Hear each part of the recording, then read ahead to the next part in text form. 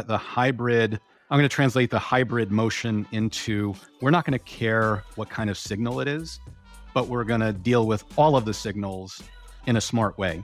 So if you think about the future of account-based marketing today is signals that come largely from advertising, sometimes from email campaigns, sometimes from documents or websites or pages visited, that kind of thing. Zero to do with users. So the distance between ABM and PLG is pretty far, except in a very few cases. And so that's going to change. The way we think about an account will incorporate the buyers, the users, and how each of them sees value, and therefore how an account team has to address them. An account team will also be, I'm going to say, customer success someone. Today it might be an account manager, might be a CSR, but that entity has to be part of how the revenue is scoped and planned. And in our next segment that we haven't planned yet, we can talk about value and value articulation and value realization and how that helps drive this. Get ready for the ProducTea with Leah, your fun-sized dose of business, tech, growth, and product chatter. I'm your host, Leah, and it's time to spill the tea.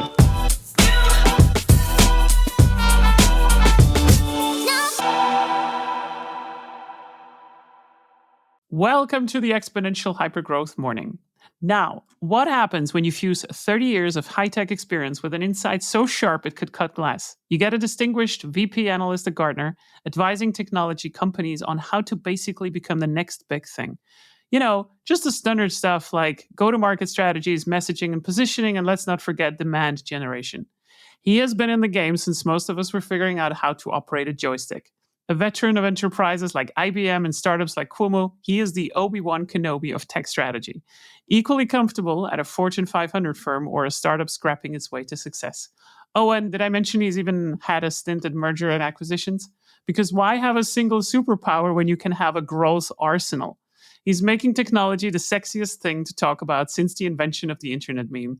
And the man who turns even the driest technological jargon into juicy, compelling narratives and business strategies that even your grandma could get excited about. So if you've ever wondered how to turn your techie dreams into marketable schemes, you'll want to listen up when he starts speaking. Ladies and gentlemen, David Yockelson. Hi, David. How are you doing this morning? Well, now, Leah, I'm doing fantastic, although I'm feeling probably a lot older than I was 2 minutes ago. But great otherwise, thank you. Yeah, I have the same problem. Whenever I introduce myself, I kind of have to start to, count up the years in tech. And at some point, there was this breaking point where I started to introduce 20-year numbers instead of 10-year numbers. And can you introduce yourself to the fools that may not know you? I will, and thank you. So how can I possibly build on the realm of things that you covered there? Yeah, I've been in tech a long time. Fun fact, I was a computer science major and used absolutely none of it in any of the jobs that I've had. So I've always been, call it a tech marketer. I've been a product marketer in the majority of those tech marketing roles and times. I've been an analyst a few times. And I guess as a product marketer and the way that I believe product marketers should work, I'm often like connective tissue. So I like to draw links between how users and buyers do things and how builders and creators and vendors do things and try to make the translation between the two so they both understand each other and get rich together. Getting rich together is really good. I like that. So I love what you just said. So you studied something that you never used, at least in some parts. I love this. When you look also at my CV, I have some really cool names in there, like Microsoft. And while the time at Microsoft was quite important for me, I was also pretty bad, objectively speaking. And I would love to have, these word clouds, right? So when you have an article and then you can create a word cloud of it and you see which terms are the most important. This is what we should have for CVs. What position actually was important, because we're only listing the years and then, we had some kind of title, but maybe sometimes the position was not even that relevant. So yeah, can relate to a lot of knowledge that you can never really operationalize. No, it makes sense. I think I've lived through a number of bad examples and good examples and gained lots of experience from all the way stops along the way. Yeah, but unfortunately in our industry, only the logos that actually got sold or made it to an IPO are at least to some people worth it. But it can leverage it for your own growth. So what do people get wrong about you once they get to know you? I'm going to be crafty and answer that a couple of different ways. So I'm going to give you a Gartner answer. I'm going to give you a David answer. So the Gartner answer is that they think I'm the bad guy. So people know Gartner for Magic Quadrants and influence and stuff like that. And I actually work for a part of the company who's there to help the vendors out there. My job is help them get to market. So I think we're a bit of a stealth club or organization with respect to that. So that's one thing. On the David side of things, even though I exude this, calm, collected, patient exterior that I think my wife would tend to agree with, I'm actually kind of pushy and demanding and a little bit of a perfectionist. I'm a Virgo, so it kind of goes along with that for anyone that would care. And I'm co-chair of a conference, and I can tell you that the people that I work with to try to bring that thing to life discover that after a while. Not so calm, not so collected. Do you mean you fly off the handle and that kind of thing, I or? wouldn't go that far. I would say that I demand a sense of urgency when it's necessitated, and I like people to get things right. I find this a very interesting discussion because I just had a talk with a CTO, and this is in regards to whether you should have realistic deadlines or whether you should have an internal deadline for the teams and one where you kind of say like, okay, this is what we kind of accept, because if you communicate the one that you accept, that's the one that's not going to get met. That's correct. And it is a very difficult dance between being honest and transparent about this, because I usually go with the honesty route, but creating this sense of urgency is a very interesting thing. Maybe we can talk about this a little bit. So I consult also a lot of, I wouldn't say early stage startups, but like startups that are usually VC backed. So they have also some time between funding rounds and so forth. Do you also see it that right after the funding round, a lot of the sense of urgency kind of falls away because you get a breather? But this is exactly where you actually should put a lot of energy into it. Is this something that you also see? Like, this is a completely off-field question right now. I'm wondering if I would characterize it as there's certainly a relaxation point, but I wonder if it might be more about confusion, or even though part of getting that funding suggests that they explain to those providing the funding what they were going to do with it. So now if I'm confronted with hiring some set of sellers or doing XYZ for marketing or hiring some legion of engineers and developers, where do I start? Who do I start with? How do I do that? Which ones are the right ones? So yeah, I think it's a little bit of sigh of relief, but it's also, geez, now we actually have to do something, and the right somethings, especially since those people probably want results that gave us money. I think this is quite interesting because I feel like telling a story, like an investment story, this is something that everybody loves, right? It's really cool, like to talk about like what you're going to do and so forth. But then it's like you said, then you need to put the work into it. So you kind of already have the reward for telling the story, but now you need to also do it. It's almost like, hey, you received the medal first, and now you need to also make the race. And this is quite an interesting thing where the problems start. And I think this is also separating the winners from the losers, essentially. I agree. And so as somebody that spent a little bit of time in private equity, and Mm. so full disclosure, I've never worked with or for a VC, but I have worked in private equity.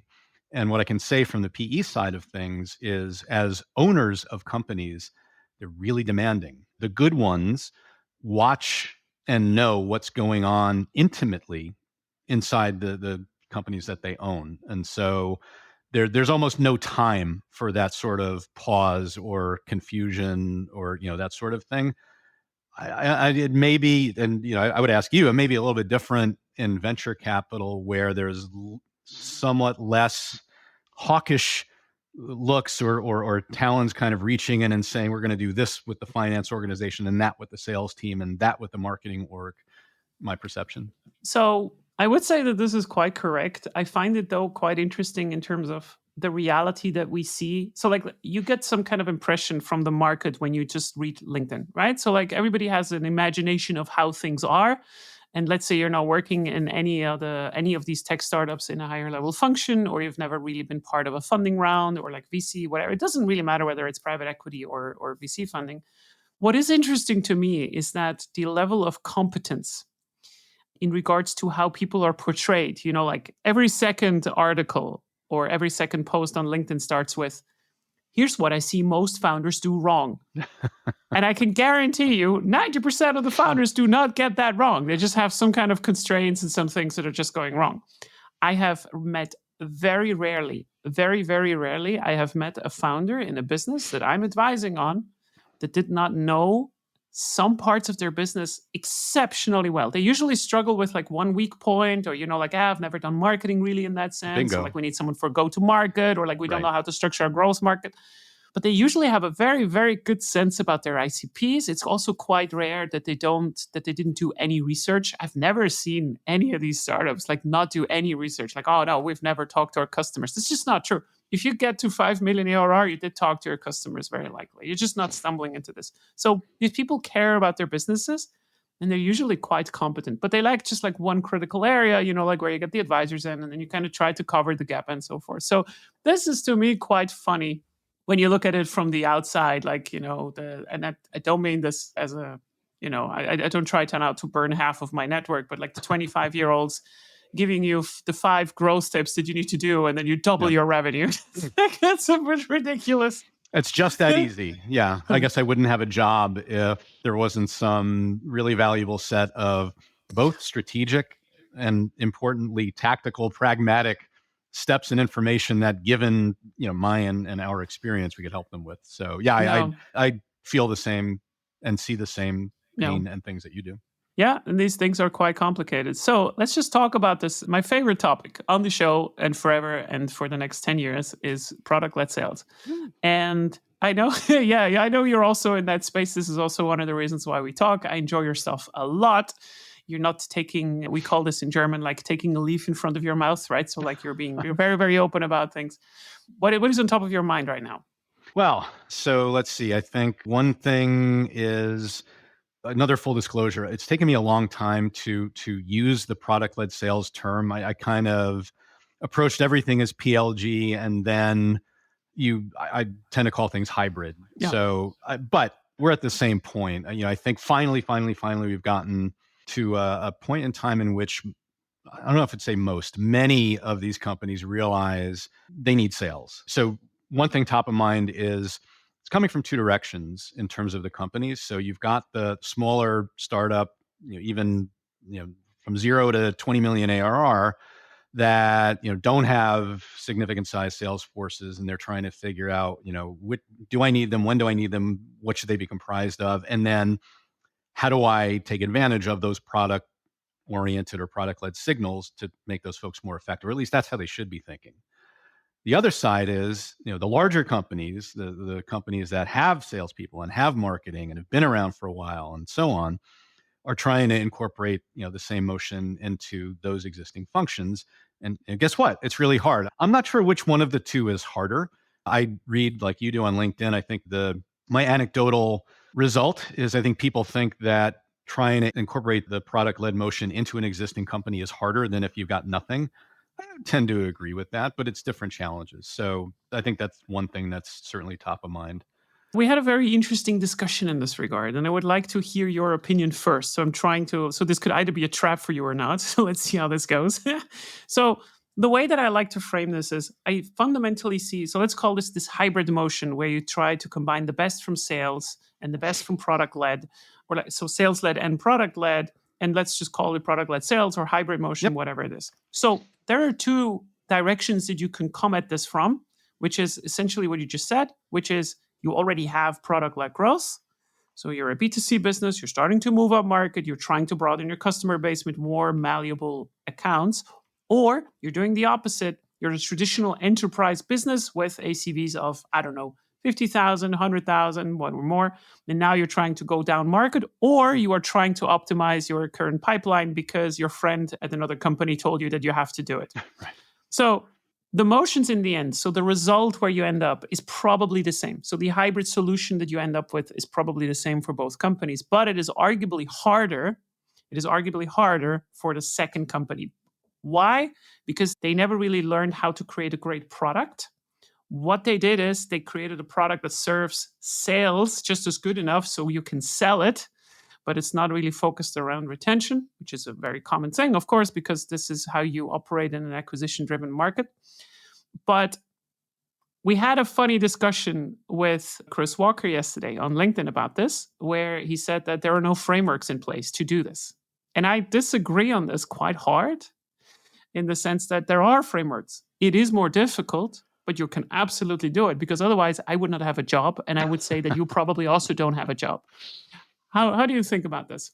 Yeah. Wow. There's 3 hours of conversation that we could have. Yeah. I mean, the general comment I would make is, and with no denigration of there are frameworks, that there are frameworks comment, I think it's still more art than science. And what I mean by that is, yeah, that there are certainly frameworks and instructions to follow increasingly, for example, for activation and onboarding and so on. There are frameworks and rules to follow from top down, like ABM and all of that. The challenging thing is the magic that happens, or that has to happen in the middle of all that, where the signals that are coming from the users of a product and the value that they see from whatever product experience they have, and we can unpack that also, have to be translated into what the value of the ultimate purchase is going to mean for the buyers that are, are usually not the same people as the users, and go through a whole other set of jobs and journey and so on in order to make a decision. That's where we end up knitting together existing tradition and framework, and then hoping that the right things get done in the middle of that, parenthetically, where right things equal lots of data that has to be unified and activated and all of that. So I think that's where there's no recipe specifically. And I think it's where and so there's that. I'll add one more thing to that. We're talking about this like it's a one size fits all thing, and it's not. So product-led ability, so ability to actually take on the motion, is entirely reliant on the audience and the product or product category combination. And whether I'm going after large customers or small ones, or I have a product that is inherently collaborative and viral, or it's focused on individual developers or a team of product managers or so on, all of that has to be added into the mix of what's the right set of stuff to show the users and tell the buyers, so that an enabled seller knows when to do the right thing, assuming it's not a whole automated process, which it usually won't be. Yeah, no, I 100% agree to this. And I wrote something remotely interesting because I noticed it the other day when I was reading through my old stuff again. So, interestingly, if we look at markets and how we get access to those markets, right? So, like, let's say we use product-led growth versus sales-led growth versus this hybrid motion that you just described, you might think they are just all the same vehicles on the same kind of road, right? So, like, it's just like about efficiency in the end. I tend to start to think a little bit different about it. I had a great conversation with Lloyd Lobo yesterday about community-led growth, and he described it in the sense of like, okay, look, you have a specific size of a market. Usually the markets are big enough that we're in. Then you have a propensity in the market. Can these people pay for your solution? All of this is completely independent of how you are approaching them in any way, right? So like these first two arguments. But the third really key factor is, do you get access to them? And the thing that's changing now fundamentally for enterprise businesses, or anything that is starting to move lower now because of this commoditization of solutions, is you will start to lose access to certain parts of your market because you're trying to access it through sales motions that are not allowing you to try out the product first. Why? Because these enterprises can actually try something beforehand, right? Yeah, no, I had a conversation this morning along exactly those lines. A company that is essentially trying to expand into several different geographies. And, they're one of 50 companies that do close to the same thing. How can they get any attention? And it's not going to be through a top-down sales-led, let's go talk to the CISO in this case and spend now 12 months trying to convince them that we have something cooler than the other vendors out there. No, I mean, we're at a point in time for a variety of reasons. Buying tendencies and processes have changed. The buyers themselves have changed. There's now obviously lots of SaaS out there, so it's easier, and we've got democratization of technology. So, people that are in organizations are used to playing with and doing things with tech. So anyway, things have changed so much that you're not going to get the right amount, if any, attention unless you can show somebody why you're good, why you're valuable, why you're different. And that's the soul of the product led. The magic becomes, well, okay, now how do I translate that into dollars, which is where we leapt in. Do you feel like sometimes that, so what is the hardest part for you to kind of convert people in case of, so let's say someone is interested in principle, like say, yeah, I would like to learn more about this. So where is the biggest roadblock or like one of the bigger ones that you kind of run into? I definitely have a couple of them, but I would like to also hear from you maybe. I think the very first one is I've got to back them, not off the ledge, that's not the right expression, but I've got to get them out of the notion that PLG means I have to give away free software. And simple thing is, to the audience and product category stuff we were talking about before, you just can't do that with every product, and not everything works in a self-serve motion. So having them understand that given who it is they're trying to reach and what they're trying to reach them with, there's a variety of ways that they can reduce the friction in order to get to those people. So that's number one. Number two is, and maybe I'm jaded, I've now been doing this for, or been immersed in this for a few years. I know that PLG is about users first, not about buyers. And what that means in terms of what you have to glean from the users and what they do in that product experience or with your product becomes very important, and ultimately is going to lead to the data or the signals that are going to help you and your sellers know when and how to act and hope to close business. So the user versus buyer is a big piece. The data element is a big piece to convince people about. And this is assuming that they've got a great product, it's got a good UX, they can, somebody can see value from it quickly, easily, somehow, that sort of stuff. I find this very interesting because this kind of data question is a very interesting one. So I know almost no salesperson that knows SQL. I mean, they know their SQLs, right? So I don't know any salesperson that knows how to do that should be the next article. I know SQLs, but do I know SQL? Perfect. Exactly. So they don't know the language to query a database and actually get the stuff out of there. Okay. But at the same time, salespeople are extremely good in understanding their acquisition flows, right? So whenever you talk about their pipeline, I mean, this is also a data-driven kind of decision-making tool that you have. So I have this many leads that are coming in from marketing, and then they are great at separating this entire stage into warm, cold, semi-warm, and a little bit more lukewarm leads and so forth. How do we close it? They understand CAC very good, CAC payback, all of this net revenue retention. But then it stops. Right. And why does it stop usually in these companies? Because your incentivization also stops at this particular point. So a very interesting thing that I felt starting to work with sales as well is instead of telling them oh, you need to learn how to understand data. Salespeople do understand data. But you need to kind of incentivize it in a way that you say look, I'm going to give you goals into your incentivization plan that are dealing with expansion revenue. And then the first question is, so how am I supposed to know whether a lead is going to expand afterwards? This is bullshit. And then I say, well, we have the tool for it. I'm very glad that you're telling me, right? And this is a different conversation where you're not saying oh, use the dashboards and analyze the accounts and then do something with it, but rather say okay, you have to focus on those that give you expansion revenue because I'm going to give you more money with it. Yep. And then they ask you two questions. How do I do this? And the second is, why do you turn me into a customer success agent? Right. Both of it very interesting questions and not unjustified completely, but also not very justified. So, yeah. Yeah. So two things. I mean, actually, you spring about 10 thoughts at once, but I'm going to try to articulate two of them. I'll try to cut down. Yeah. All right. Awesome firmament of ideas boiling and cooking here. So one goes back to your original question, which is, what do you have to get people to believe? So one is that, pricing, packaging, all of that for many companies has to change from the way that they have thought about it. PLG is a land and expand motion. To your point, we're trying to get in quickly, get something closed, and expand it.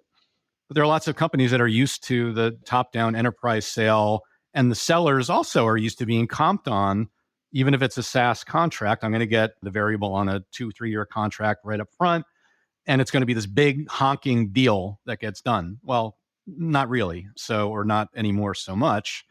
And so they have to become comfortable with and convinced of the land expand, and that the value of potentially what becomes a tiered offering or a consumption, however the pricing and packaging ends up being done, they have to believe that they're going to be able to close those on an ongoing basis and comped for it that way. So that's a change in mindset and practice. Okay, so I think an interesting concept in this regard as well is that every time you say something and you don't attach a specific number and goal to it, and this is one of my favorite ones right now lately, is they're going to say like, but yeah, we're already doing this. So for instance, just give you an example. Well, it's about expansion revenue. And I say, yeah, but we're already doing this. We're already upselling, right? So like if someone wants to upsell, we're going to give it to them. So it's not what I mean with expansion. I mean, it's kind of what I mean, but not really. Like it's not at the center of it, right? So you're not doing really data-driven decisions. Yeah, but we're kind of doing this already. We gather the firmographics of all the accounts at the start and so forth. But this is the thing where I feel like this is where we have to get much, much, much better in educating the market, because you can just give so many tips on how to run self-serve motions, demos, and trials, and so forth, which is also good. And all of this is fine. But the proof is in understanding why you as a salesperson have to be comfortable with giving more of the control away. Because if you make a pricing page, for instance, which is usually how do you say this? There's a Latin name for this, like the pièce de résistance or whatever it is. This is the kind of piece, when you make a pricing page public, you will lose the amount of deals in your pipeline. That is a known fact. It's a very high chance, actually, that you're losing deals in your pipeline, but you will still make more revenue. So this is quite counterintuitive. Yeah. And you need to kind of build this trust with numbers. And this is what I meant before, right? Like you need to attach numbers to this stuff. Like, okay, so what does this mean? You cannot just go and say like, oh, every number will increase. No, you will have less leads, but they will be more qualified. Right. Because those that do care about pricing pages, they would not have arrived otherwise. Exactly. And that's kind of like what it is, right? Yeah. No, you're hitting on a commonality and a pet peeve, although you didn't know that when you said it, but here we go. So I've actually had a rash of, should I put my pricing up on the website questions lately? And that goes, so of course the answer is yes. And then we can explain why, but you've encapsulated it pretty neatly. It's all in the guise of reducing friction. And in light of that, there's also the socialist notion of ungating all the content, which I constantly promote as well. And yeah, there's going to be a piece or two of content that you're going to want to gate because you paid for it. And I work for an organization that sells stuff like that. And I'm sure that people that buy it are going to want to gate it because it's valuable. But we got to get out of the buyer's way. Everything that a tech company can do to make it easier for the users and the buyers to understand the value of what they have and why it's different and better and how it's going to solve their day-to-day and their organizational problems, that they have to give them, and they have to give it to them early on the website, in the SEO terms, which is, by the way, another one. Companies sometimes get wrapped around the axle on their category, and I have to put out search terms that echo the category that we're in so we can be represented. If you're a PLG shop, you've got to put stuff out there that's going to attract the users. What's going to help them in their day-to-day activity, task, pain, whatever? What are they trying to fix? And how are you going to then lead them back to your product experience so you can show it to them? So all part of the same set of stuff. Yeah. I think fundamentally this is about the reduction of this gap that you have between what you promise and what you experience. And one of my favorite examples that I always bring is like, if you get a full suit of executives in the room and you tell them to define what a chair is, right? So like, I'm going to tell you what the definition is of a chair. You will get the most hilarious discussions. Is a chair something with 3 legs, 2 legs, 4 legs, 5 legs? what is the range, right? So like, do you have to be able to sit on it? Who has to be able to sit on it, right? So like, where are the boundaries and so forth?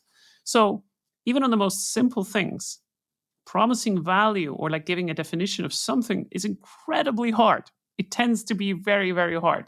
And we try to perfect this with marketing by, like giving messages that also emotionally trigger you and so forth. And then we also started to notice that populistic statements like, if you don't do this, your company is going to die, seems to also work. But this Right. is very rarely connecting you with the actual experience. Now, we as consumers started to know, and also in B2B, that, well, this is not all that it is being promised to. So, like, reducing this kind of gap between the promise and what you actually have is incredibly important. And I feel like it has never been easier to give the impression or like to create a marketing message that looks perfect, that sounds perfect, but it doesn't feel perfect afterwards. And this kind of gap leads to customers being extremely hesitant to just believe. So they want to see. Yeah. And this time needs to be reduced. That's Yeah. why I'm going to say a term I thought we'd avoid saying. This whole thing is Gen AI. I mean, that's and all I'm going to say about it is that's the danger of it is you come up with the perfect thing to say, but it's the perfect 100,000 foot level thing to say, Yeah. not the personalized right thing to say for that particular buyer audience. So caveat, everyone. Yeah. No, absolutely.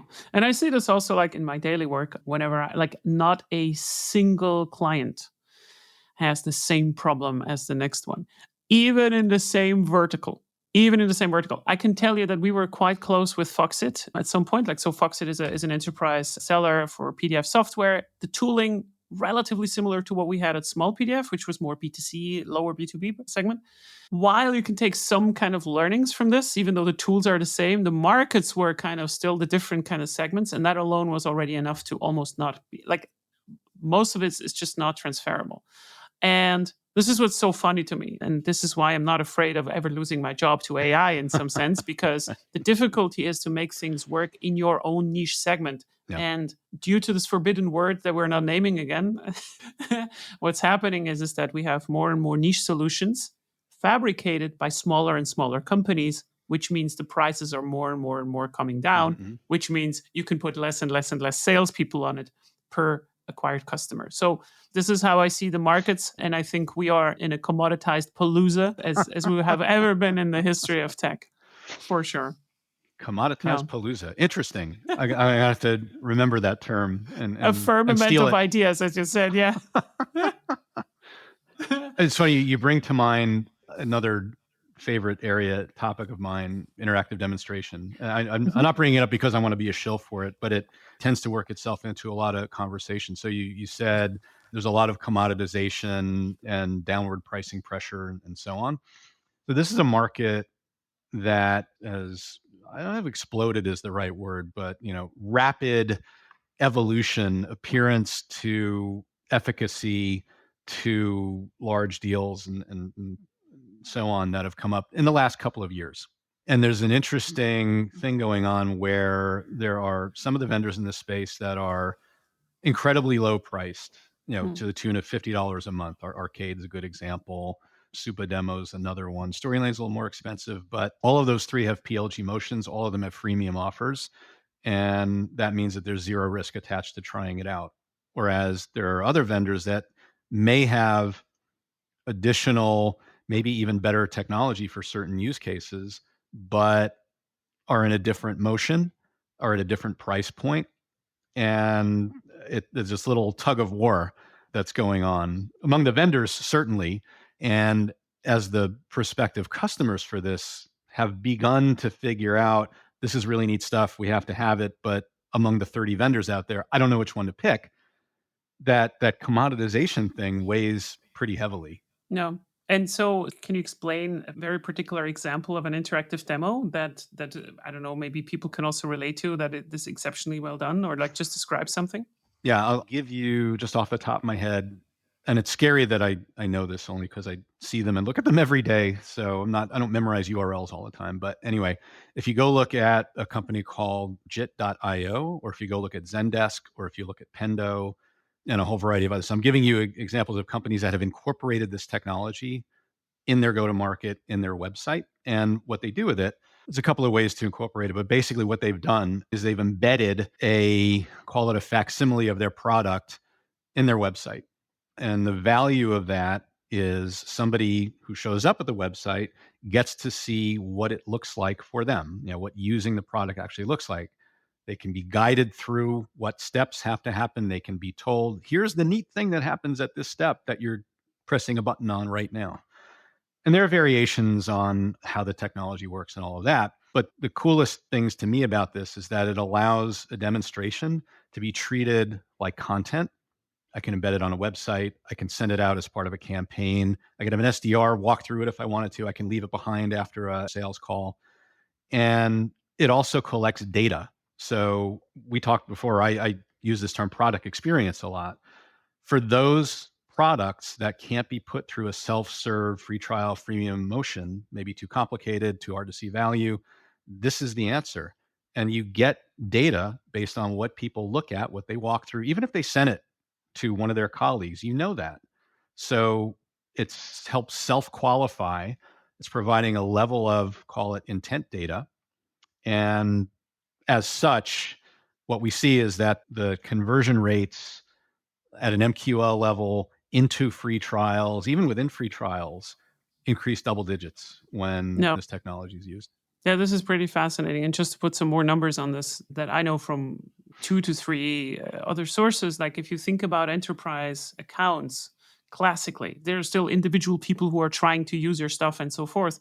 So the lead times are still kind of the same as before. So you have like, and with lead time, I mean like from the first time they actually hear about your product, they try to say like, okay, I want to try this out until you have an actual signed contract. We're still looking at the 10 months sometimes, like Exactly for the right. really big ones with 10 months, 12 months. But the interesting bit is that, maybe the CEO, which is really interesting, like the CEO, the CFO, CRO, whatever, like someone from the executive level was even looking at something, then it takes 1 to 2 months to land on the desk of someone else that has to kind of do a further investigation. Now you have a different person looking at this, but 2 months have passed because, I don't know, we had an OKR closing first, or like we needed to do something with the investors or whatever. But it was just not top of mind.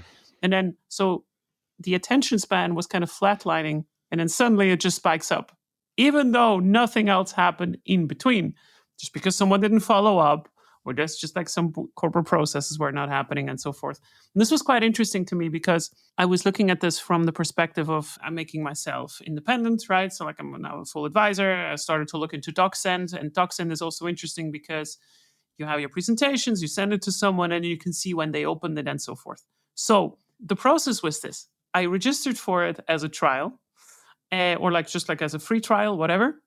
And I know that I'm not going to use it now, but I registered for it because I'm going to create now my media deck for the podcast. This has been a month ago. I haven't used the product yet. Now they're telling me through email that my trial is over. Yep.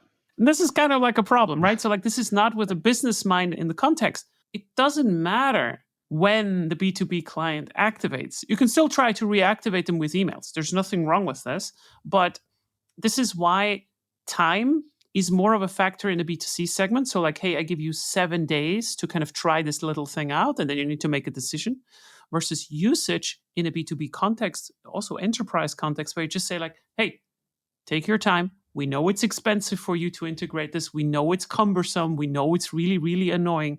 We're here in case you want to proactively reach out to do a demo for you. But in the meantime, an interactive demo is the best that we can give you. So why don't you just check it out? And I find this very, very fascinating. You should be writing my research. It's spot on. We should. Okay. Hi, everyone. My name is Leah. I work for Gartner. Hopefully, no one takes this for. Like, careful what you wish for. No. So a couple of highlights, and just I'll pile on to what you said. So our data tells us exactly what you said. Average decent sized deal to close takes 10 months. Sometimes it's shorter, sometimes it's longer. But probably the number one question I get is not how do I do PLG or what interactive demo solution should I use? It's why does my sales cycle take so long? How do I move the suspects and prospects along within it? What can I show them and tell them that will activate them, my buyers or whomever? And also how do I make my trials more effective? That kind of stuff. So a lot of it's about time and trying to engage. And this is the perfect answer to that. And so There's no question that this is all about speed. The month to 3 months that it takes to schedule a fleet of high-level demos and calendar that, and I'm not knocking discovery. Discovery is important in No. certain instances, but it can't get in the way of getting your word out to users and buyers. It shouldn't force them to have to talk to people in order to see what you're about. And this circumvents that whole thing. No. I think Benjamin Lamson mentioned this as like, I think instead of sales engineers, they're kind of like support agents in that sense, but like more of like on the side of the value rather than like on the problem space, you know? And I find this quite interesting because I feel like as well, you will not speed up this particular cycle, as you said. But this has nothing to do with the value. This has to do with the cost. And the cost is it's very, very simple. So when I was working at Sunrise, which is a 9,000 people company, if something costs more than 25,000 to acquire, it has to go through corporate governance, which means it's only going to have a chance to be looked at in the next meeting when they actually sit together and start to discuss budgets. So what is going to happen is you're selling me the solution. I'm going to tell you, David, I love this. We're going to take this up. We're going to look at this. And then what's happening 3 days before the meeting, either Gary is getting sick, another item is coming on the agenda that is eating up the entire time, and you're going to be moved into the next quarterly review. And boom, you already added like 5 months to the entire process. It is almost impossible from the outside to move these big lines.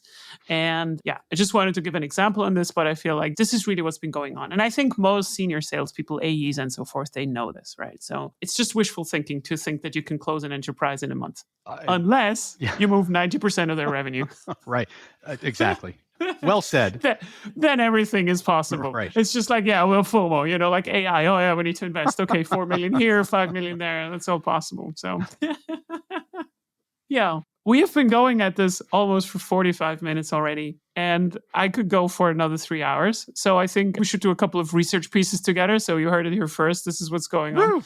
But unironically, if you're looking at the industry right now and you had some kind of trends that you're betting on, and it can be from around this hybrid motion, product-led sales, whatever you want to talk about, what is something that you feel like is going to change in the industry in the next 5 to 10 years that maybe has nothing to do with AI, but you can also say AI?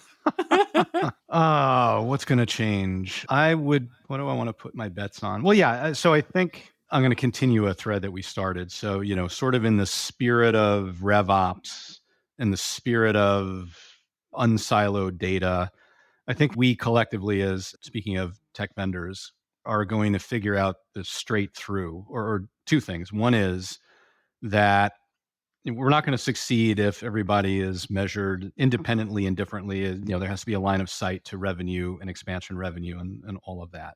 In order to get there, it means that we have to be smart about tearing down the silos for the data that we're using in order to either measure how everybody's doing or enable our marketers, our sellers, our customer success people, and so on to do the work they have to do to drive the revenue that we're all pointing at. That's the data piece of it. I think that I'm going to translate the hybrid motion into, we're not going to care what kind of signal it is, but we're going to deal with all of the signals in a smart way.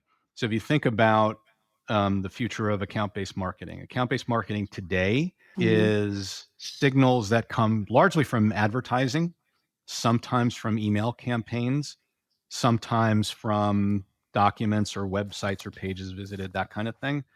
Zero to do with users. So the distance between ABM and PLG is pretty far, except in a very few cases. And so that's going to change. The way we think about an account will incorporate the buyers, the users, and how each of them sees value, and therefore how an account team has to address them. An account team will also be, I'm going to say, customer success someone. Today it might be an account manager, might be a CSR, but that entity has to be part of how the revenue is scoped and planned. And in our next segment that we haven't planned yet, we can talk about value and value articulation and value realization and how that helps drive this, but that's another story.